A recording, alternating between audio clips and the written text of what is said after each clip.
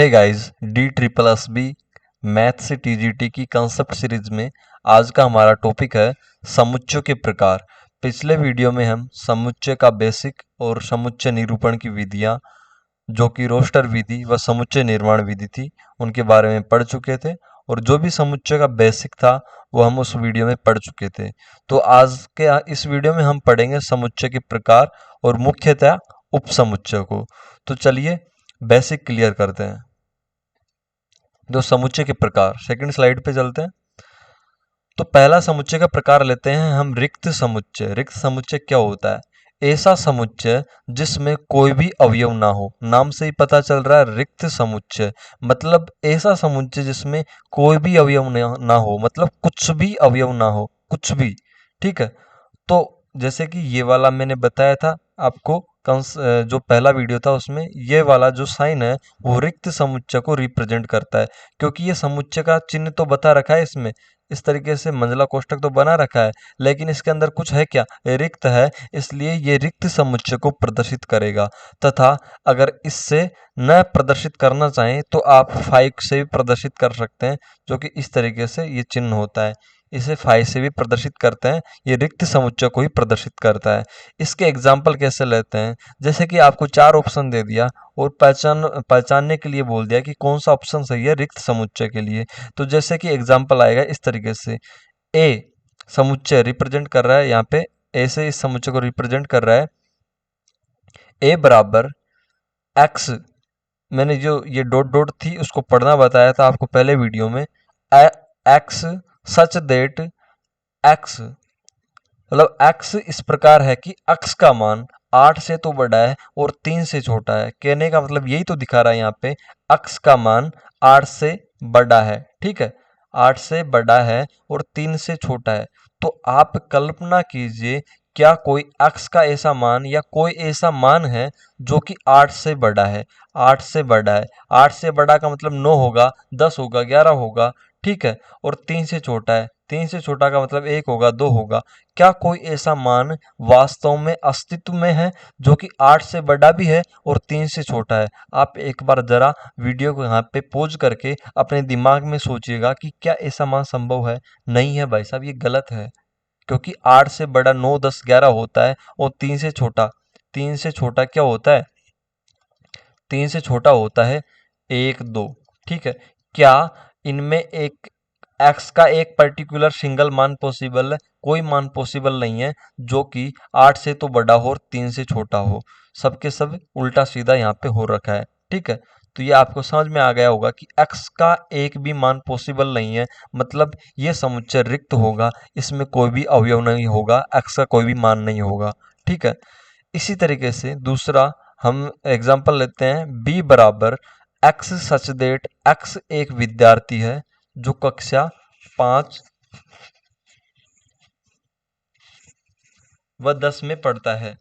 तो ये जो कक्षा 5 और 10 में ये विद्यार्थी पढ़ रहा है, तो ऐसा तो पॉसिबल नहीं है कि वह एक साथ दो दो कक्षाओं में पढ़ सकता है। ठीक है, तो अगर ऐसा पॉसिबल नहीं है, मतलब ऐसा कोई भी विद्यार्थी नहीं होगा जो कि रिक्त समुच्चय को रिप्रेजेंट करेगा। ठीक है, तो इस तरीके से ये रिक्त समुच्चय होता है जिसे कि हम आसानी से पहचान सकते हैं। दूसरा समुच्चय है एकल समुच्चय, जिसमें मतलब कोई भी एक अवयव हो वो एकल समुच्चय होगा।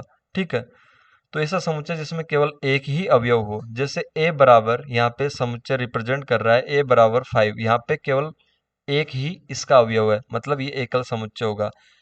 यहाँ पे नोट लगा के बता रखा है कि एन ए, मतलब जो एन लगा देते हैं, जैसे कोई भी समुच्चय है ए से रिप्रेजेंट किया जा रहा है, तो इस समुच्चय में अवयवों की संख्या कितनी है उसको एन लगा के इस तरीके से प्रदर्शित करते हैं। तो एन ए से समुच्चय में अवयवों की संख्या को प्रदर्शित किया जाता है।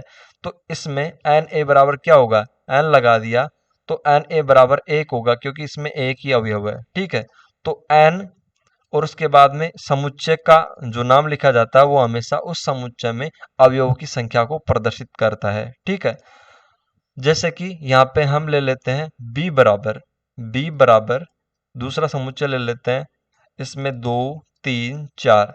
ठीक है, ये अवयव ले लिए। तो हमने, अगर ऐसे पूछा जाता है कि बी में कितने अवयव हैं तो उसको रिप्रेजेंट करने का तरीका होगा एन बी बराबर, इसमें कितने अवयव हैं, 1 2 3, तो 3 अवयव होंगे। ठीक है, तो ऐसा होता है एकल समुच्चय। अब चलते हैं परिमित व अपरिमित समुच्चय पे। परिमित समुच्चय क्या है और अपरिमित समुच्चय क्या है। जैसा कि नाम से ही स्पष्ट है, परिमित, ठीक है, समुच्चय जिसके अवयवों को आसानी से गिन सके वो समुच्चय होगा परिमित समुच्चय। और अपरिमित मतलब जिस जो समुच्चय होता तो है लेकिन उसके अवयवों को आसानी से नहीं गिना जा सकता। तो फर्स्ट वीडियो में जैसा बताया था आपको, समुच्चय होने के लिए कंडीशन है कि सुपरिभाषित हो, मतलब वेल डिफाइंड हो, मतलब वो निश्चित हो या अस्तित्व रखता हो। जैसे कि संसार के 3 महान व्यक्ति, तो सभी के मायने में वो 3 महान व्यक्ति अलग अलग हो सकते हैं, तो ये समुच्चय नहीं बनाएगा क्योंकि वो सुपरिभाषित नहीं है। लेकिन जो परिमित और अपरिमित है, ये दोनों प्रकार होते हैं समुच्चय के। तो परिमित में वो समुच्चय आते हैं जिनके अवयवों को आसानी से गिन सकते हैं, और अपरिमित में वो समुच्चय आते हैं जिनके अवयवों को आसानी से गिन नहीं सकते। समुच्चय तो होते हैं, अब वो कैसे होते हैं वो भी समझते हैं। परिमित में अवयवों को आसानी से गिन सकते हैं। यहाँ पे एग्जाम्पल दे रखा है, ए बराबर एक्स सच दैट एक्स आपकी कक्षा का कोई विद्यार्थी, आपकी कक्षा में कुल विद्यार्थी, ठीक है, या आपकी कक्षा में विद्यार्थी। तो कुल मिला के जो ये समुच्चय रिप्रेजेंट कर रहा है, एक्स आपकी कक्षा में विद्यार्थी, मतलब आप क्या आपकी कक्षा में विद्यार्थी नहीं गिन सकते? आपकी कक्षा में विद्यार्थियों की संख्या निश्चित ही होगी ना। न तो ऐसा हो सकता है कि भाई आप गिन नहीं सकते, उन विद्यार्थियों को पता नहीं है कि भाई कितने विद्यार्थी हैं, या तो 50 होंगे या 60 होंगे, एक फिक्स पर्टिकुलर संख्या होगी, तो उसको गिन सकते हैं आप, तो वो परिमित की कैटेगरी में आ जाएगा। तो एन ए मतलब एन, जैसे कि मैंने आपको बताया था, एन ए लगा के उस पर्टिकुलर समुच्चय में, जैसे कि यहाँ पे ए है, तो उस पर्टिकुलर समुच्चय में कितने अवयव है उनको गिना जाता है। तो एन ए बराबर आसानी से गिन सकते हैं, एन ए मतलब इस ए में अवयवों की संख्या, मतलब कक्षा में कुल विद्यार्थियों की संख्या को हम आसानी से गिन सकते हैं। अपरिमित समुच्चय जिसके अवयवों को आसानी से नहीं गिना जा सकता। चलो इसको भी समझते हैं एग्जाम्पल के थ्रू। यहाँ पे b बराबर x सच देट x, मतलब x इस प्रकार है कि x बराबर दुनिया में कुल पशु।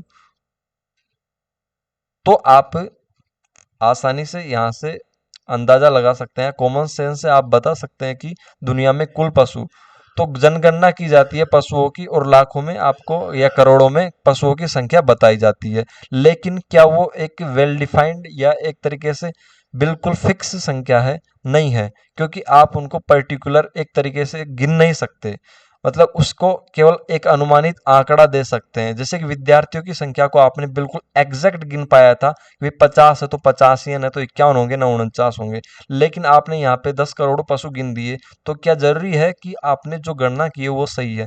कुल मिला के दुनिया में कुल पशु है, उनको गिनना असंभव है। गिन तो सकते हैं, अनुमान लगा के बता सकते हैं लगभग इतने होंगे, लेकिन एग्जैक्ट गिनना असंभव है। तो एग्जैक्ट जिनको नहीं गिना जा सकता, बिल्कुल निश्चित रूप से नहीं गिना जा सकता, वो अपरिमित आएंगे। जैसे कि आकाश में कितने तारे, आकाश में कुल तारों की संख्या, तो ये भी अपरिमित में आएगा। दुनिया में कुल वृक्षों की संख्या, यह भी अपरिमित आएगा। दुनिया में कुल कीड़ों की संख्या, ठीक है, इस तरीके से दुनिया में कुल बेरोजगारों की संख्या, तो ये सब कुछ किस में आएगा? अपरिमित में आएगा, क्योंकि उनको गिनना एक तरीके से फिक्स गिनना संभव नहीं है।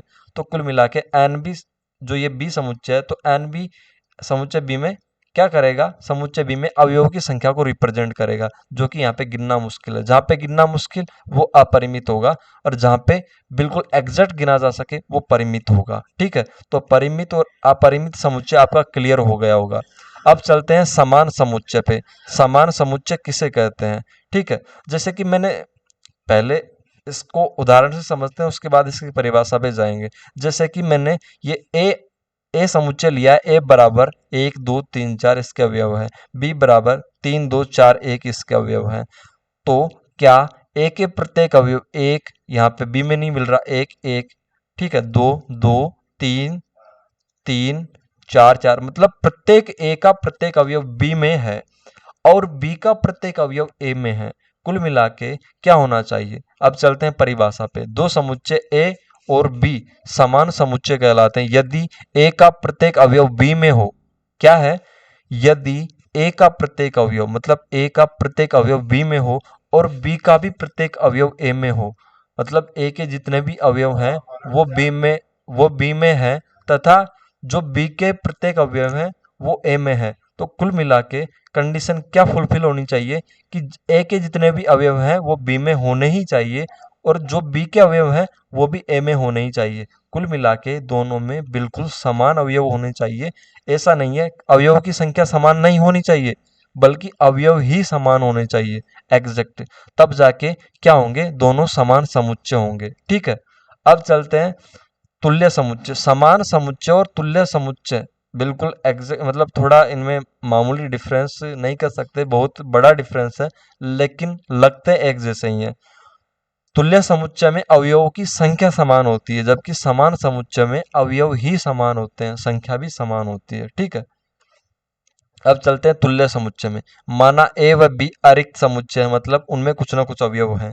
तब यदि समुच्चय ए व बी में उपस्थित अवयवों की संख्या समान है, मैंने अभी बताया था तुल्य के पहले समान समुच्चय में कि ए व बी में जो अवयव हैं वो तो समान होने चाहिए, संख्या में तो समान होंगे ही, क्योंकि जब ए का प्रत्येक अवयव बी में है और बी का प्रत्येक अवयव ए में है, कुल मिला के अवयव ही समान है यहाँ पे। ठीक है, लेकिन तुल्य समुच्चय में ऐसा नहीं है। तुल्य समुच्चय में अवयव अलग अलग हो सकते हैं, लेकिन अवयवों की संख्या समान होनी चाहिए। ठीक है, तो ए व बी में उपस्थित अवयवों की संख्या समान है, तो ए व बी परस्पर तुल्य समुच्चय होंगे। तो बिल्कुल यहाँ से समझते हैं अपन इसे। ए बराबर जो समुच्चय ले रखा हमने, वो ले रखा उसमें अवयव हैं 1 2 3 4 5, कुल मिला के 5 अवयव हैं। बी में ले रखे हमने ए ई आई ओ यू। ठीक है, तो अवयव तो बिल्कुल डिफरेंट हो गए, यहाँ पे गणित की संख्याएं चल रही हैं, यहाँ पे जो इंग्लिश है उसके स्वर चल रहे हैं। ठीक है, तो कुल मिला के अवयव तो बिल्कुल डिफरेंट हो गए, तो अवयव समान होने का तो यहाँ पे 1% की गुंजाइश नहीं है, मतलब ये समान समुच्चय तो हो नहीं सकते। यहाँ पे अवयव कितने हैं, 1 2 3 4 5, 5 अवयव इसमें, और 1 2 3 4 5, 5 अवयव इसमें है, तो 5 5 मतलब दोनों में संख्या समान है। एन ए का मतलब जो ए समुच्चय उसमें अवयवों की संख्या, एन बी का मतलब जो एन बी समुच्चय उसमें अवयवों की संख्या, तो कुल मिला के इसमें अवयवों की संख्या समान है। तो जिन समुच्चयों में अवयवों की संख्या मात्र संख्या समान होती है वो तुल्य समुच्चय कहलाते हैं। लेकिन अगर ऐसा होता 1 2 3 4 5 और बी में भी एज इट इज ऐसे के ऐसे अवयव आ जाते, वो तो समान, मतलब यानी समान अवयव आ जाते, संख्या भी समान रहेगी, क्योंकि जब समान अवयव आएंगे तो संख्या भी समान होगी। तो उस कंडीशन में क्या हो जाता, इस परिभाषा को पढ़िए, समान समुच्चय हो जाता। तो समान समुच्चय में क्या होता है, अवयव ही समान होते हैं, ए के प्रत्येक अवयव बी में होंगे और बी के प्रत्येक अवयव ए में होंगे। ठीक है, और संख्या तो समान होगी, जब अवयव समान होंगे तो संख्या तो समान होनी ही है, तो उस कंडीशन में ए और बी समान समुच्चय होते हैं। लेकिन केवल एक कंडीशन फुलफिल हो, जरूरत नहीं है कि, क्या है, जरूरत नहीं है कि प्रत्येक जो अवयव है वो समान हो, जरूरी नहीं है। लेकिन अगर अवयवों की संख्या समान होगी, ओनली संख्या, केवल संख्या समान है, तो वो तुल्य समुच्चय होगा। और संख्या के साथ साथ अगर अवयव समान हो गए तो वो समान समुच्चय होगा। तो एक डिफरेंस बिल्कुल क्लियर हो गया होगा आपका। ठीक है, संख्या समान है, केवल संख्या समान है, भाई 5 अवयवी इसमें और 5 अवयवी इसमें है, तो वो तुल्य समुच्चय है। और अवयव ही समान है, मतलब एक इसमें भी है, एक इसमें भी है, दो इसमें भी है, दो, इस तरीके से अवयव समान है, तो वो तुल्य नहीं होगा बल्कि समान समुच्चय होगा। आगे बढ़ते हैं उपसमुच्चय पे। सबसे बेहतरीन है, इसको तो ध्यान रखना ही है। ठीक है, यही इसकी जो समुच्चय है उसका मतलब यानी कि बेसिक मेन पार्ट है। माना ए व बी दो अरिक्त समुच्चय है, यहाँ पे अरिक्त आ जाए, मतलब कहने का मतलब यह है ए व बी दो समुच्चय तो हैं लेकिन खाली नहीं है, रिक्त समुच्चय नहीं है, उनमें कुछ न कुछ अवयव है। तब यदि समुच्चय ए में उपस्थित सभी अवयव, ध्यान से पढ़िएगा, तो समुच्चय ए में उपस्थित, जब ए व बी अरिक्त समुच्चय है तो समुच्चय ए में उपस्थित सभी अवयव यदि समुच्चय बी में उपस्थित हो तो समुच्चय ए समुच्चय बी का उपसमुच्चय कहलाता है। कुल मिला के कहने का मतलब यह है कि ए में उपस्थित जो भी अवयव हैं अगर वो बी में उपस्थित हुए तो समुच्चय ए बी का उपसमुच्चय कहलाएगा। ठीक है, तो अब समझते हैं इसको इस तरीके से, जैसे कि समुच्चय ए है, इसमें 1 2 3 ये अवयव उपस्थित है, बी है उसमें 1 2 3 4 5। क्या समुच्चय ए के 1 2 3 इसमें समुच्चय बी में उपस्थित है? हाँ उपस्थित है, 1 2 और 3 एज इट इज मिल रहे हैं, ठीक है। तो अगर ये तीनों, ऐसा नहीं है कि एक एक और दो मिल जाए और तीन नहीं मिले, सारे के सारे अवयव कंप्लीट, सभी अवयव, ए के सभी अवयव अगर बी में मिल पा रहे हैं, ऐसा नहीं है कि अगर 10 ए में 3 अवयव है तो 2 तो मिल गए और एक नहीं मिल रहा, गलत हो जाएगा। तीनों ही मिलने चाहिए। अगर 3 है, 4 अवयव है तो चारों, मतलब ए के सभी अवयव बी में उपस्थित होनी चाहिए। यहाँ पे उपस्थित है, तो इस कंडीशन में क्या कर सकते हैं कि जो ए होगा वो बी का उपसमुच्चय होगा। तो ठीक है, इस तरीके से इसको दर्शाते हैं। जो ये वाला चिन्ह है वो उपसमुच्चय का चिन्ह है। तो यहाँ पे जो ये ए उपसमुच्चय बी का, ये दर्शा रहा है कि ए उपसमुच्चय है बी का, ठीक है। किसका? ए उपसमुच्चय है बी का। इसको बारीकी से समझते हैं, चलिए। सबसेट के जो मतलब बेसिक कंसेप्ट है वो क्या है, मैंने अभी बता दिया। सबसेट क्या होता है? जब ए के सभी अवयव बी में उपस्थित हैं तो ए बी का उपसमुच्चय होगा। लेकिन जब कंडीशन क्या हो, ए और बी बिल्कुल समान हो, जैसे कि ए बराबर क्या हो, ए बराबर 1 2 3 हो, ठीक है। इसी तरीके से बी बराबर भी क्या हो, 2 3 1 हो। तो कुल मिला के क्या ए के प्रत्येक अवयव बी में उपस्थित है? ठीक है, बिल्कुल एज इट इज उपस्थित है। मतलब अवयव ही समान है, अवयव ही समान है, तो ये क्या होंगे, ए और बी समान समुच्चय होंगे, मतलब ए बराबर बी। यदि अवयव समान नहीं होते, केवल अवयव की संख्या समान होती, इसमें भी 3 होते, इसमें भी 3 अवयव होते, तो तुल्य समुच्चय हो जाता। लेकिन यहाँ पे अवयव ही समान है, तो समान समुच्चय होंगे, ठीक है। तो इस कंडीशन में क्या आप ऐसा नहीं कर सकते कि ए में जो अवयव उपस्थित है वो बी में उपस्थित होंगे, ठीक है। तो आप कह सकते हैं कि ए के सभी अवयव बी में उपस्थित है। तो हमने अभी पढ़ा था, अगर ऐसी कंडीशन होती है कि ए के सभी अवयव अगर बी में उपस्थित हैं तो ए बी का उपसमुच्चय होता है। तो यहाँ पे क्या कहेंगे हम, ए के सभी अवयव बी में क्या है, उपस्थित है। तो ए बी का उपसमुच्चय हो जाएगा, जिसको ए से दर्शा दिया। अब रिवर्स देखिए, क्या बी के सभी अवयव ए में उपस्थित नहीं है? जी हाँ, बी के सभी अवयव भी ए में उपस्थित है। तो हम इस परिभाषा के अनुसार चलते हैं, उपसमुच्चय की परिभाषा के अनुसार। यदि अगर यहाँ पे हमने ए की जगह बी लिख दिया, बी के सभी अवयव समुच्चय ए में उपस्थित है, तो इस तरीके से बी समुच्चय भी ए का उपसमुच्चय होगा। कुल मिला के इसका रिवर्स भी पॉसिबल होगा, बी भी ए का उपसमुच्चय होगा, क्योंकि बी के प्रत्येक सभी अवयव ए में उपस्थित है, ठीक है। तो उपसमुच्चय का फंडा क्या है, उपसमुच्चय का बेसिक क्या है? अगर किसी समुच्चय के प्रत्येक अवयव उस समुच्चय दूसरे में उपस्थित हैं, तो वह समुच्चय उस दूसरे समुच्चय का उपसमुच्चय कहलाएगा, ठीक है। अब ये वाला क्लियर हो गया होगा। अगर समान समुच्चय कहीं पे दिख रहे हैं तो उसमें दोनों कंडीशन पॉसिबल होगी, ए बी का उपसमुच्चय होगा और बी ए का उपसमुच्चय होगा। अब दूसरी बात, जो कि ये फैक्ट है, इनको आपको ध्यान रखना ही है, प्रत्येक समुच्चय स्वयं का उपसमुच्चय होता है। इसको दर्शाते हैं भाई हम, ए बराबर 1 2 और 3 ले लिया। इसी तरीके से दोबारा लिख लेते हैं, ए बराबर 1 2 3 ले लिया, ठीक है। क्या ए के सभी अवयव इस वाले ए में उपस्थित हैं? आप कहेंगे बिल्कुल है जी, ठीक है। अगर है तो उपसमुच्चय की परिभाषा के अनुसार समुच्चय जो ए होगा इस वाले ए का उपसमुच्चय होगा। तो हम क्या इसको ऐसे नहीं लिख सकते कि ए उपसमुच्चय ए का, ठीक है। इस तरीके से बी ले लो, बी भी उपसमुच्चय हो जाएगा बी का, ठीक है। तो कुल मिला के प्रत्येक समुच्चय स्वयं का उपसमुच्चय होता है, क्योंकि उसके अवयव उसी में तो विद्यमान होंगे। तो उपसमुच्चय की परिभाषा क्या होती है? यदि ए के सभी अवयव ए में विद्यमान है तो ए समुच्चय का उपसमुच्चय होगा, ठीक है। तो उपसमुच्चय की परिभाषा से ये हो गया। अब चलते हैं तीसरे फैक्ट की तरफ। जो रिक्त समुच्चय होता है वो सभी समुच्चयों का उपसमुच्चय होता है। जैसे कि हमने ले लिया रिक्त समुच्चय ये, ठीक है। अब मैं ले लेता हूं ए बराबर 1 2 3, ठीक है, ये ले लिया मैंने। क्या मैं ये नहीं कह सकता, उपसमुच्चय की परिभाषा के अनुसार क्या मैं यह नहीं कह सकता कि ये फाई है? फाई का मतलब इसमें कोई भी अवयव नहीं है। क्या कोई भी अवयव नहीं है, मतलब कोई भी अवयव नहीं है। तो कुल मिला के क्या यह चीज ए में उपस्थित है? जी हाँ, उपस्थित है। क्योंकि 1 2 3 इसके अलावा चौथी कंडीशन क्या पॉसिबल होगी कि भाई इसमें कोई भी अवयव नहीं हो, ठीक है।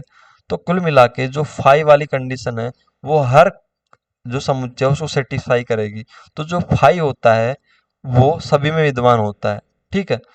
तो जो फाई है इस कंसेप्ट के आधार पे जो फाई है सभी समुच्चयों का उपसमुच्चय होता है, ठीक है। तो कुल मिला के रिक्त समुच्चय सभी समुच्चयों का उपसमुच्चय होता है। ये कथन ध्यान रखने हैं आपको, इनमें से भी कभी कभी क्वेश्चन बन जाते हैं, ठीक है।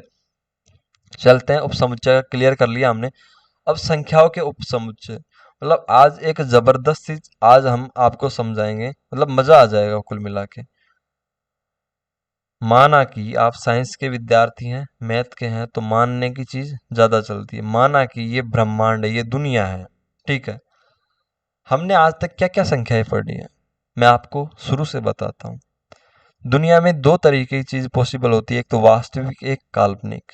तो इसी तरीके से जो संख्याएं हैं उनका भी एक ही कंसेप्ट है, यह भी होती है वास्तविक मतलब रियल, ठीक है, और काल्पनिक मतलब इमेजिनरी, ठीक है। दो तरीके की संख्याएं होती है।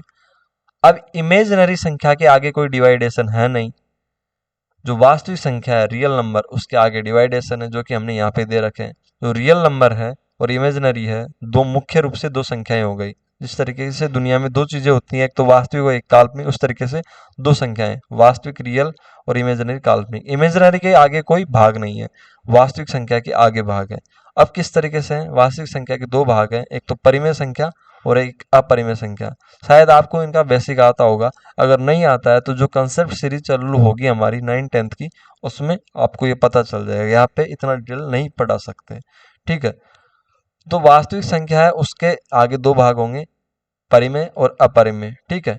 परिमेय को आर से डिनोट कर रहे हैं यहाँ पे, ठीक है। या परिमेय को यहाँ पे क्यू से डिनोट कर देंगे, क्योंकि आर से तो हमने रियल नंबर वास्तविक संख्या को डिनोट कर दिया, और टी से अपरिमेय को कर देंगे। तो टी को क्या लिख सकते हैं हम, टी को यहाँ पे ये नहीं लिख सकते आर माइनस क्यू, कुल मिला के जो वास्तविक संख्या उसमें से परिमेय घटा देंगे तो अपरिमेय संख्या मिल जाएगी कुल मिला के। तो ये तो होगी लिखने लिखाने की बात, मेन मुद्दे पे चलते हैं। जो वास्तविक संख्या उसके दो भाग है, परिमेय अपरिमेय। अब अपरिमेय को आगे डिवाइड नहीं कर सकते जिस तरीके से इमेजिनरी को नहीं कर सकते। परिमेय को आगे डिवाइड किया गया है जेड पूर्णांक, जो कि कैसे चलता है, पूर्णांक की जेड पूर्णांक संख्या को रिप्रेजेंट करता है, जो कि चलता है माइनस अनंत से जीरो तक, माइनस एक फिर जीरो तक, उसके बाद एक फिर अनंत तक, ठीक है। इसमें ये सभी संख्याएं आती है पूर्णांक में, ठीक है। जब पूर्णांक के साथ साथ ये बट्टे वाली संख्याएं पी बाई क्यू, क्यू बराबर नॉट इक्वल जीरो, ये सम्मिलित की जाती है, तो वो परिमेय संख्या में आ जाती है। कुल मिला के वो आप 9th-10th की कंसेप्ट सीरीज में पढ़ेंगे, ठीक है। तो वास्तव पूर्णांक संख्या को इस तरीके से रिप्रेजेंट करते हैं। अब पूर्ण संख्या क्या है, पूर्ण संख्या ऋणोत्तर ऋणोत्तर पूर्णांक संख्या है। कुल मिला के ऋण संख्याओं को छोड़ दें तो जीरो, एक, दो, इस तरीके से अनंत, ये पूर्ण संख्या हो जाएगी। प्राकृत संख्या क्या है, इसमें जीरो को निकाल दो, प्राकृत संख्या हो जाएगी एक, दो, तीन, फिर अनंत तक। क्या आपको इसमें एक कंसेप्ट नजर आ रहा है, वो होगा कि जो n है उसके सभी अवयव पूर्ण संख्या में होंगे। क्या आपको दिखाई दे रहा है, ये जो n है उसके सभी अवयव एक, दो, तीन, चार, अनंत तक, क्या आपको दिखाई दे रहा है कि ये पूर्ण संख्या में है? जी हाँ, बिल्कुल दिखाई दे रहा है, क्योंकि ये पूर्ण संख्या के अंदर आएंगे। और पूर्ण संख्या के जो अवयव है, क्या आपको दिखाई दे रहा है वो पूर्णांक में आएगा? जी हाँ, हमको दिखाई दे रहा है, जीरो से अनंत तक ये पूर्णांक में आ गए। तो क्या आपको ये भी दिखाई दे रहा है जो पूर्णांक संख्या है उसके सभी अवयव परिमेय संख्या में आएंगे? जी हाँ, बिल्कुल आएंगे, ठीक है। क्या आपको यह भी दिखाई दे रहा होगा फिर तो परिमेय संख्या और अपरिमेय संख्या के प्रत्येक अवयव रियल नंबर में आएंगे? जी हाँ, बिल्कुल दिखाई दे रहा है। तो कंडीशन क्या क्या पॉसिबल है, चलते हैं अब बेसिक कंसेप्ट पे चलते हैं, धुआं उठा देंगे, ठीक है। क्या उठा देंगे, धुआं उठा देंगे। तो अब चलते हैं बेसिक कंसेप्ट पे। अब मैं आपको बोलूं, एक चीज ध्यान रखना, उपसमुच्चय कंसेप्ट इस क्रम में बिल्कुल सही होगा। अगर आप इस क्रम में ऊपर की तरफ चलते हैं बिल्कुल सही होगा, लेकिन आप अगर इस क्रम में आ जाते हैं तो ये बिल्कुल गलत होगा। तो उपसमुच्चय का कंसेप्ट किस तरीके से सही होगा, एन उपसमुच्चय है डब्लू का, बिल्कुल सही, क्योंकि ऊपर की तरफ हम जा रहे हैं, ठीक है, ऊपर की तरफ जा रहे हैं, ठीक है, ऊपर की तरफ, क्योंकि एन के सभी अवयव डब्लू में उपस्थित है, ये आपको दिखाई दे रहा होगा। और डब्लू उपसमुच्चय है जेड का, ये बिल्कुल सही बात है, क्योंकि W के सभी अवयव पूर्ण संख्या के सभी अवयव पूर्णांक में, और Z उपसमुच्चय है Q का। बिल्कुल सही है, क्योंकि Z के सभी अवयव Q में है, मतलब परिमेय संख्या में। और Q उपसमुच्चय है R का।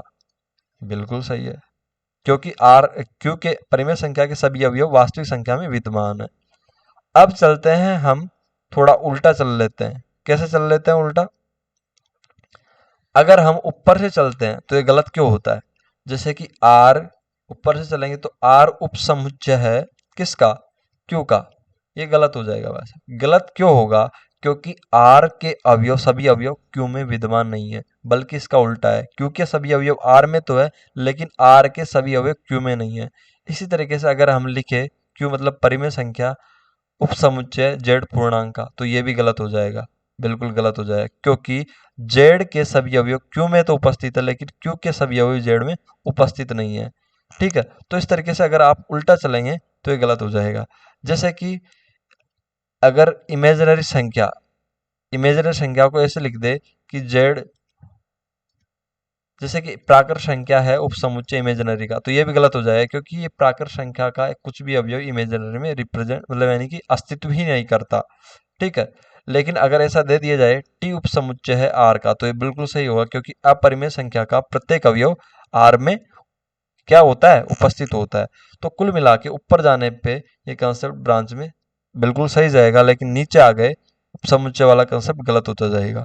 तो ये आपको बिल्कुल क्लियर हो गया होगा, और क्लियर तभी होगा जब आपका संख्या पद्धति में संख्या वाला टॉपिक क्लियर होगा कि भाई रियल नंबर क्या है और इमेजिनरी क्या है, परिमेय अपरिमेय क्या है, पूर्णांक क्या है। ये क्लियर होना चाहिए। डेफिनेटली आपको 100% समझ में आएगा, गारंटी का, मतलब मैं दावा करता हूँ ये वाला। ठीक है, अब संख्याओं के उपसमुच्चय आपके क्लियर हो गए होंगे। अब चलते हैं आगे की तरफ। वो चल उसमें हम पढ़ेंगे जो कि बिल्कुल इंपॉर्टेंट है एकदम से परीक्षा की दृष्टि से, ये वाला अंतराल आर के उपसमुच्चय के रूप में। थोड़ा गला बैठ गया। तो इसमें हम पढ़ेंगे अंतराल आर के उपसमुच्चय के रूप में। यह भी बिल्कुल इंपॉर्टेंट है। जैसे कि आपको ये जो लैंग्वेज दिख रही होगी अभी, तो मतलब थोड़ा क्लिष्ट सा लग रहा होगा, बिल्कुल मक्खन चीज है एकदम से। आप बस अपना ध्यान दीजिए यहाँ पे, मतलब ध्यान यहाँ पे केंद्रित कीजिए।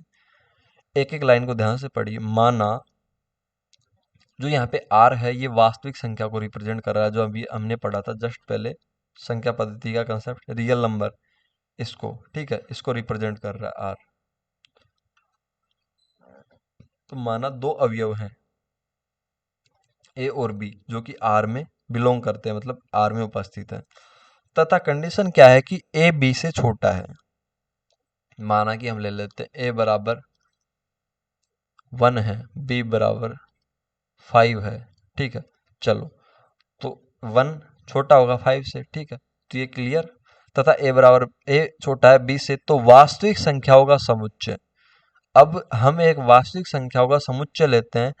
वास्तविक संख्याओं को लेते हुए y, मैंने पढ़ना सिखाया था आपको, y इस प्रकार है, या y such that y belongs, मतलब y किसके अंदर है? y a से तो बड़ा है और b से छोटा है। y किस प्रकार है? y, इसको पढ़ेंगे हम, y इस बिंदुओं को पढ़ेंगे। y इस प्रकार है कि y a से तो बड़ा है और b से छोटा है। मतलब y कोई सी ऐसी संख्या है जो कि 1 से तो बड़ी है और 5 से छोटी है। कहने का मतलब यही हुआ जैसे कि हमने a और b को माना था। ठीक है, तो ये का समुच्चय, मतलब जो ये वाला समुच्चय है, ये सब कुछ एक विवृत अंतराल कहलाता है। विवृत अंतराल कैसे कहलाता है? कि जो ये y है वो 1 से 5 के बीच, 1 से 5 के बीच बिलोंग करेगा। ठीक है, y का कोई भी मान न तो 1 हो सकता न 5 हो सकता। सब कुछ आगे समझ में आएगा, थोड़ा ध्यान दीजिए यहाँ पे। तो यह एक विवृत अंतराल कहलाता है और प्रतीक a और b के द्वारा निरूपित होता है। ठीक है, तो ये अंतराल ए व बी के रूप में निरूपित हो रहा है, तो ए व बी के बीच स्थित सभी बिंदु इस अंतराल में होते हैं, परंतु ए व बी स्वयं इस अंतराल में नहीं होते। कुल मिला के जो यहाँ पे ये सब कुछ खेल चल रहा है, ये इतनी बड़ी लैंग्वेज लिखी गई है, उसमें कहना ये चाह रहा है कि अगर ऐसी कंडीशन है कि जो ये वाई है वो बिलोंग कर रहा है ए और बी के बीच में, मतलब ए से तो बड़ा है और बी से छोटा है, तो इस कंडीशन में क्या होगा, हर संभाव्यता इसको ए और बी के रूप में लिखेंगे कि अगर y का कोई भी मान होगा तो 1 और 5 हमने माना था, यहाँ पे 1 और 5 के बीच में आएगा, कभी भी 1 और 5 नहीं आ सकता।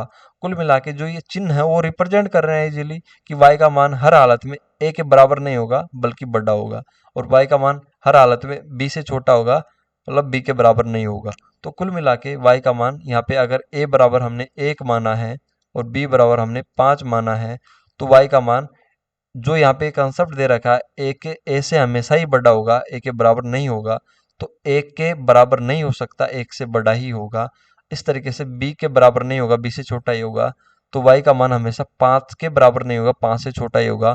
कुल मिला के अगर इस तरीके से छोटे ब्रैकेट में दो चीजें लिखी जाती है तो उसका मतलब होता है कि जो ये 1 से 5 अंतराल दिखाया जा रहा है उसके अंदर 1 से 5 के बीच के सभी अवयव सम्मिलित है, लेकिन 1 और 5 सम्मिलित नहीं है। अगर इसमें अवयवों को लिखें तो उसको लिखा जाएगा 2, 3, 4। इसमें 1 और 5 को सम्मिलित नहीं किया जाएगा। ठीक है, कहने का मतलब ये है। तो इसको खुला अंतराल कहते हैं जो छोटे ब्रैकेट में लिखा जाता है, जैसे कि ए और बी। इसका मतलब क्या होगा, वाई इस प्रकार है कि वाई ए से तो बड़ा है और बी से छोटा है, इसको खुला अंतराल कहते हैं। ठीक है, खुला अंतराल में जो जो मतलब यानी कि अंत्य बिंदु होते हैं, इनको अंत्य बिंदु कहते हैं, ए और बी को, वो काउंट नहीं होते।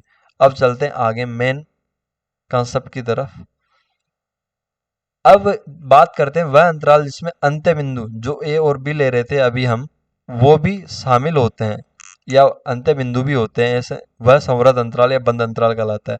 जो अभी हमने पढ़ा था, ये छोटे ब्रैकेट में ए और बी को बंद करते हैं, तो उनमें ए और बी अंत्य बिंदु हैं, उनको शामिल नहीं करते, उनके बीच के अवयव 2, 3, 4 इनको ही शामिल करते हैं, तो ये खुला अंतराल कहलाता है। खुला अंतराल को विवृत अंतराल भी कहते हैं। ठीक है, विवृत खुला अंतराल। अब वह अंतराल जिसमें अंत्य बिंदु ए और बी भी शामिल हैं तो उसे बंद अंतराल कहते हैं। वो क्या होगा, वो होगा, वो बड़े कोष्टक में इस तरीके से ए और बी को दर्शाते हैं। ठीक है, ये बंद अंतराल को दर्शाता है। भाई इसकी क्या खासियत है, इसको कैसे लिखा जाता है, इसको लिखा जाता है, इसको पढ़ा जाता है। अक्स इस प्रकार है कि अक्स का मान ए के बराबर भी हो सकता है, ये चिन्ह दिखा रखा है यहाँ पे, ए के बराबर भी हो सकता है और ए से बड़ा भी हो सकता है, और एक्स का मान बी के बराबर भी हो सकता है, यहाँ पे दिखा रखा है, और बी से छोटा भी हो सकता है। कुल मिला के इसको लिखेंगे 1 और 5। ठीक है, तो ये कुल मिला के अगर इसको समुच्च रूप में प्रदर्शित करेंगे तो इसके अवयव आएंगे 1, 2, 3, 4, 5। कुल मिला के अक्स के इतने मान पॉसिबल है। ठीक है, तो इसमें 1 और 5 को भी काउंट किया जा रहा है, तो ये संवृत या बंद अंतराल कहलाता है। लेकिन जब यहाँ पे एक अंत्य बिंदु को शामिल कर लिया जाए और एक को छोड़ दिया जाए तो कैसे लिखेंगे, उसको लिखेंगे ए और बी करके, यहाँ पे बड़ा ब्रैकेट, यहाँ पे छोटा ब्रैकेट। ठीक है, उसको पढ़ेंगे।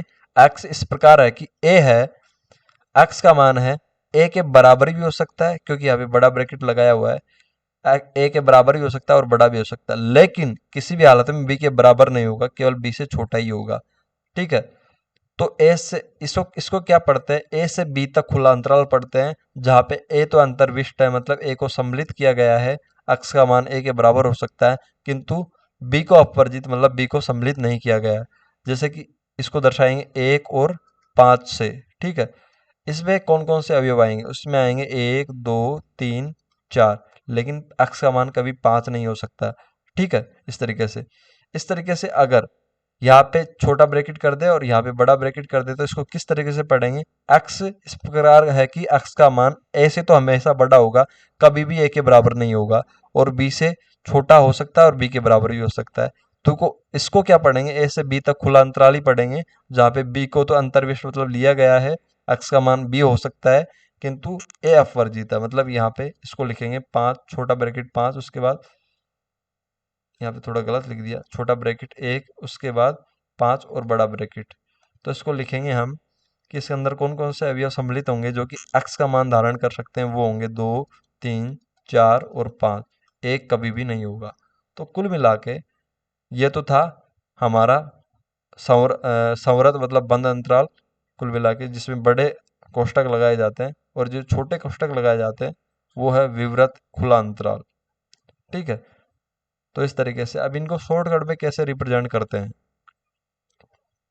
जैसे कि अंतरालों के उपसमुच्चय। आगे चलते हैं अपन। फॉर एग्जाम्पल ए बराबर -3 और 5 से दर्शा रखा है। इसका मतलब -3 और 5 तो इसमें सम्मिलित नहीं होंगे, इसके बीच के अवयव सम्मिलित होंगे।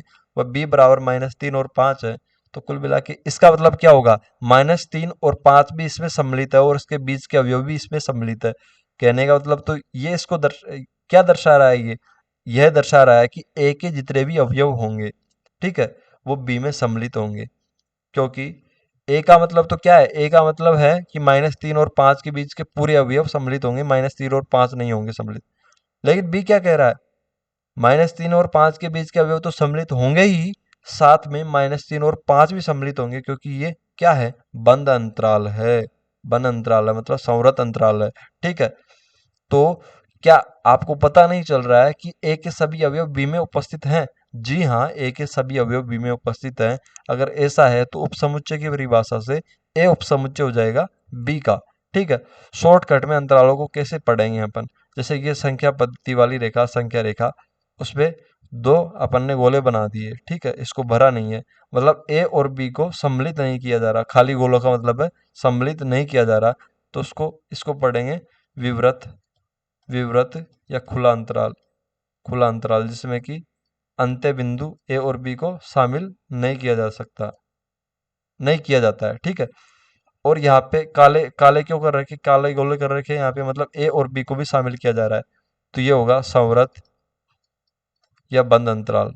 ठीक है, और यहाँ पे ए को शामिल किया जा रहा है क्योंकि यहाँ पे बड़ा वाला ब्रैकेट है, और यहाँ पे बी को शामिल नहीं किया जा रहा है क्योंकि यहाँ पे गोला खाली छोड़ रखा है। इस तरीके से यहाँ पे गोला खाली छोड़ रखा मतलब ए को शामिल नहीं किया जा रहा है, और यहाँ पे गोला काला कर रखा मतलब बी को शामिल किया जा रहा है। तो इस तरीके से अपन शॉर्टकट में संवृत और विवृत अंतरालों को दर्शा सकते हैं। तो आगे चलते हैं भाई साहब, मतलब एक एक मक्खन, मतलब एक मक्खनी की तरह टॉपिक आ रहा है जो कि घात समुच्चय है। मतलब मजा आ जाएगा पढ़ के, और इसको पढ़ना वेरी वेरी इंपॉर्टेंट है। अगर आपने वीडियो को यहाँ पे स्किप कर दिया तो शायद आपने इस वीडियो को टोटल ही स्किप कर दिया, आपका कोई मतलब नहीं निकला इस वीडियो को यहाँ तक देखने का। ठीक है, घात समुच्चय क्या है? घात समुच्चय, पहले तो नाम पे गौर कीजिएगा। घात समुच्चय, समुच्चय का घात, वो घात समुच्चय कहलाएगा। कुल मिला के परिभाषा में चलते हैं, उससे आपको क्लियर होगा। माना कोई अरिक्त समुच्चय ए है, मतलब ए के अंदर कोई ना कोई अवयव है, रिक्त नहीं है, तब ए के सभी संभावित उपसमुच्चयों से मिलकर बना समुच्चय, तब ए के सभी संभावित उपसमुच्चयों, जो ए समुच्चय है उसके अवयवों को लेकर जितने भी संभावित उपसमुच्चय बनाए जा सकते हैं, ठीक है, या ए के सभी जितने भी संभावित उपसमुच्चय बन सकते हैं, उन उपसमुच्चय को अवयव के रूप में मानते हुए उनको उनको मिलाकर बनाया गया समुच्चय ही घात समुच्चय कहलाता है। तो घात समुच्चय को कैसे दर्शाते हैं, जैसे कि ए एक समुच्चय है, ठीक है, तो इसका घात समुच्चय कैसे दर्शाएंगे, पी ए से। ठीक है, पावर ऑफ ए। ठीक है, इस तरीके से घात समुच्चय को पी ए से दर्शाते हैं। तो पी ए क्या दर्शा रहा है, समुच्चय ए का घात समुच्चय पी ए के द्वारा दर्शाया जा रहा है। आपने पढ़ा होगा एन ए से एन ए से किसको दर्शाते हैं, एन यहाँ पे अवयवों की संख्या दर्शाता है समुच्चय ए में। तो समुच्चय ए में अवयवों की संख्या एन ए से दर्शाई जाती है, और पी ए से समुच्चय ए का घात समुच्चय दर्शाया जाता है। यदि एन ऐसे समुच्चय ए में अवयवों की संख्या दर्शाई जाएगी तो एन पी ए से क्या दर्शाया जाएगा, एन पी ए से, जो पी ए को क्या कहते हैं, घात समुच्चय। तो इस घात समुच्चय में भी अवयवों की संख्या समुच्चय ए के घात समुच्चय में अवयवों की संख्या दर्शाता है एन पी ए। कुल मिला के जो ये घात समुच्चय है पी ए, उसमें एन का मतलब अवयवों की संख्या क्या है उसको दर्शाएगा एन पी ए। क्योंकि यहाँ पे जो समुच्चय ए है उसमें एन लगाते ही समुच्चय ए में अवयवों की संख्या दर्शाता है एन ए। तो इस तरीके से जो ये भी तो पी ए भी तो एक समुच्चय ही है, घात समुच्चय है, तो उसमें भी अवयवों की संख्या एन से दर्शाई जाएगी। तो एन पी ए बराबर समुच्चय ए के अवयव, समुच्चय ए के घात समुच्चय में अवयवों की संख्या दर्शाई जाएगी। तो कुल मिला के हमको एन पी ए का सूत्र क्या ध्यान रखना है, उसको हम प्रूफ भी करेंगे भाई कैसे आया ये सूत्र। तो एन पी ए बराबर, एन पी ए का मतलब जो पी है मतलब ए समुच्चय का घात समुच्चय है उसके अंदर, पी ए का मतलब ए समुच्चय का घात समुच्चय है, तो एन का मतलब उस घात समुच्चय के अंदर अवयवों की संख्या क्या होगी, टू की पावर एन ए, और एन ए क्या है, समुच्चय ए में अवयवों की संख्या। एग्जाम्पल से बिल्कुल क्लियर समझ में आएगा। आगे बढ़ते हैं। अगर समझ में नहीं आ रहा है तो वीडियो को यहाँ पे रोकिए, बैक जाइए, आंखें धोइए, मुंह धोइए, वापस से देखिए, 100% समझ में आएगा अगर आपको अब तक का सब कुछ समझ में आया है तो। ठीक है, एग्जाम्पल के माध्यम से देखते हैं। हाउ मतलब कैसे हुआ कि एन पी ए बराबर टू की पावर एन ए, मतलब ये सूत्र कैसे आया कि भाई जो ए समुच्चय उसके घात समुच्चय में अवयवों की संख्या इस सूत्र से कैसे दर्शाई जा रही है। तो जो ये समुच्चय है ए, ठीक है, उसको हमने दर्शा रखा है, उसमें दो अवयव है, एक और दो। ठीक है, तो इसमें अवयवों की संख्या एन ए से दर्शाते हैं, तो कितनी हो गई, एक और दो, तो दो अवयव। अवयव कितने हैं टोटल, दो, तो अवयव की संख्या हो गई दो। ठीक है, अब क्या आप थोड़ा गौर करेंगे, जो ए समुच्चय उसमें दो अवयव है, एक और दो, इसके संभावित उपसमुच्चय क्या क्या बन सकते हैं समुच्चय ए के। तो आपको पता है फाई सभी समुच्चयों का उपसमुच्चय होता है, तो ए का भी उपसमुच्चय होगा फाई। ठीक है, रिक्त समुच्चय। अब एक चीज और पढ़ी होगी आपने फैक्ट में, मैंने बताया था उपसमुच्चय फैक्ट में। और एक तो फाई सभी उपसमुच्चयों का मतलब सभी समुच्चयों का उपसमुच्चय होता है, और एक खुद समुच्चय ही अपने आप का उपसमुच्चय होता है। तो ये वाला एक दो एजिटिज हमने लिख दिया कि ये खुद समुच्चय ही खुद का उपसमुच्चय होता है, क्योंकि हमने आपको पहले कंसेप्ट में बता दिया कि भाई किस तरीके से होता है। आप पीछे वीडियो को लेके जाके देख सकते हैं। ठीक है, तो दो कंसेप्ट हमने आपको बताए थे, एक तो रिक्त समुच्चय, प्रत्येक समुच्चय का उपसमुच्चय होता है, और एक खुद समुच्चय ही अपने आप का उपसमुच्चय होता है। तो दो उपसमुच्चय संभावित तो ये बन गए, और एक अवयव को लेके ये एक समुच्चय बना लिया, और दूसरे अवयव को लेके ये दूसरा इसका उपसमुच्चय बना लिया। तो दो उपसमुच्चय ये वाले पॉसिबल हो गए। उपसमुच्चय ये वाले पॉसिबल कैसे हुए, क्योंकि एक है, एक इसमें ए में बिलोंग करता है। तो उपसमुच्चय की परिभाषा से यदि किसी भी समुच्चय के जो अवयव हैं वो दूसरे समुच्चय में बिलोंग करते हैं, तो वह अवयव उस दूसरे समुच्चय का उपसमुच्चय होगा। इस तरीके से दो भी इसमें बिलोंग करता है, तो इस तरीके से चार संभावित कितने बने, चार संभावित उपसमुच्चय बने। तो कुल चार संभावित उपसमुच्चय बने। तो जो पी ए है वो क्या बना, पी ए है वो बना, कुल मिला के पी ए है वो बना, पी ए में लिखेंगे हम फाइव, उसके बाद वन, ठीक है, उसके बाद टू, उसके बाद वन और टू। कुल मिला के पी ए की परिभाषा क्या होती है, पी ए मतलब जो घात समुच्चय है उसकी परिभाषा क्या होती है, किसी भी समुच्चय, यहाँ पे समुच्चय है, पी ए की परिभाषा, घात समुच्चय की परिभाषा क्या होती है, किसी भी समुच्चय के संभावित उपसमुच्चयों को अवयव के रूप में लेकर जो समुच्चय बनाया जाता है वो घात समुच्चय कहलाता है। वापस से सुनिएगा, किसी भी समुच्चय के संभावित उपसमुच्चयों को लेकर जो समुच्चय बनाया जाता है, जो संभावित उपसमुच्चय हैं वो ये हो गए, उनको अवयवों के रूप में लेकर जो ये समुच्चय बनाया गया है वही घात समुच्चय कहलाता है।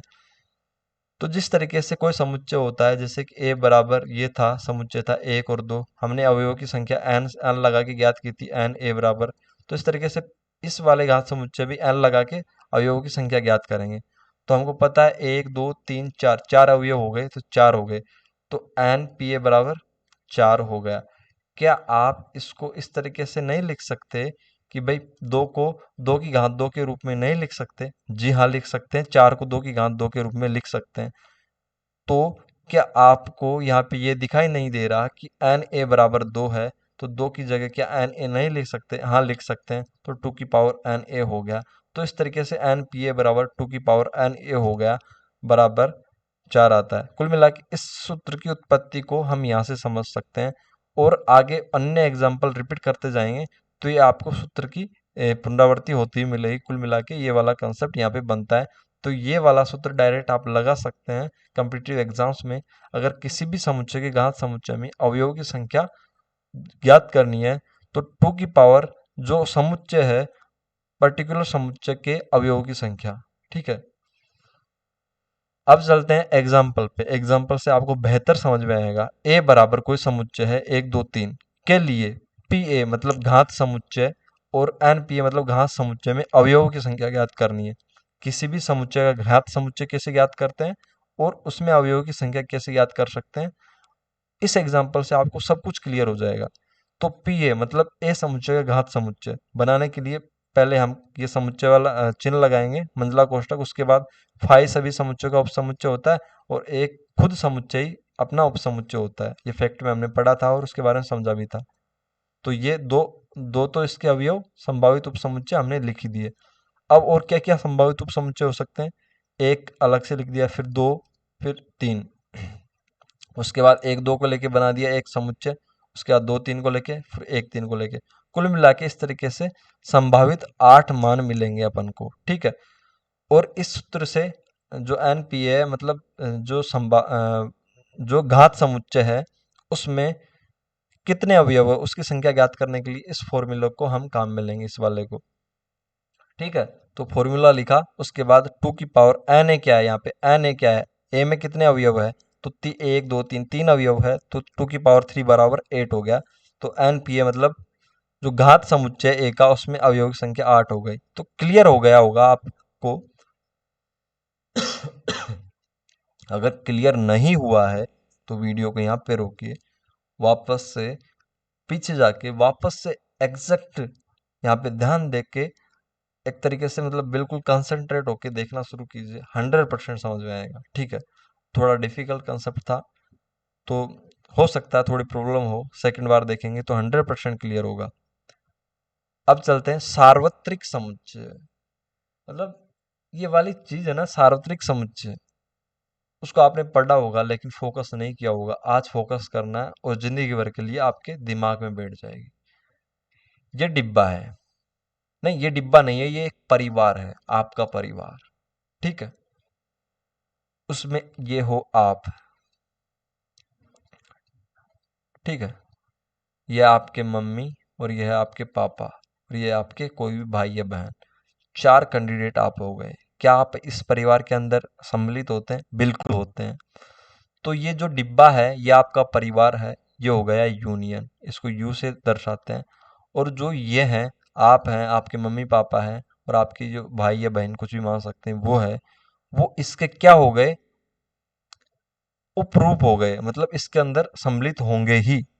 अगर ये परिवार को यू से दर्शाते हैं, इस आयत को यू से दर्शाते हैं, तो ये जो आपके चिन्ह बना रखे हैं, तो इस आयत के अंदर आप सम्मिलित होंगे क्योंकि आप इस परिवार का हिस्सा हैं। तो अगर ये जो आयत है उसको हम मैं एक समुच्चय मानूं, तो क्या आप इसके उपसमुच्चय नहीं होंगे? आप 100% रूप से इसके उपसमुच्चय होंगे क्योंकि आप इसके अंदर बिलोंग करेंगे। आपके जितने भी अवयव वो इसके अंदर बिलोंग करेंगे। कुल मिला के सार्वत्रिक समुच्चय का कंसेप्ट भी इस तरीके से ही है।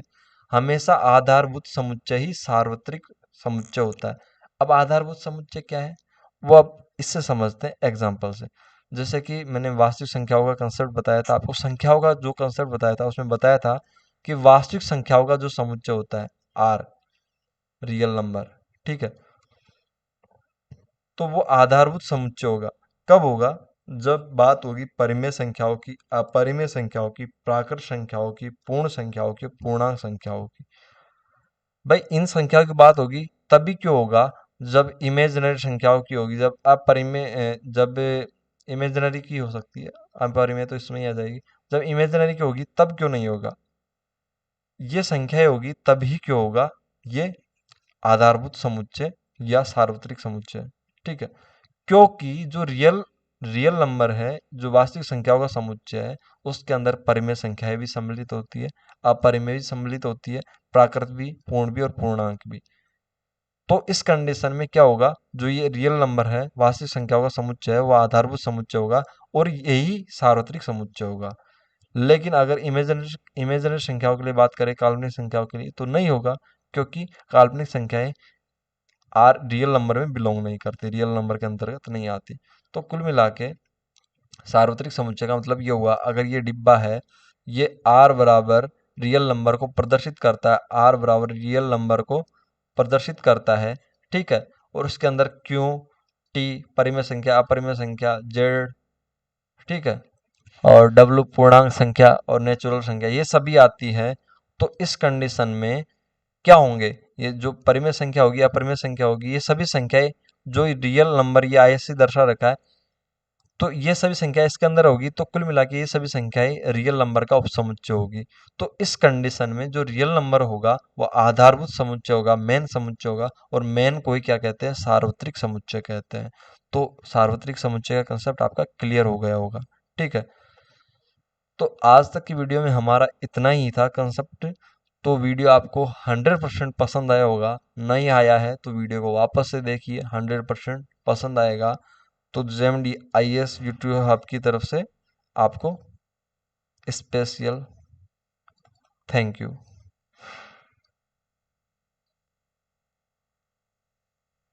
ठीक है।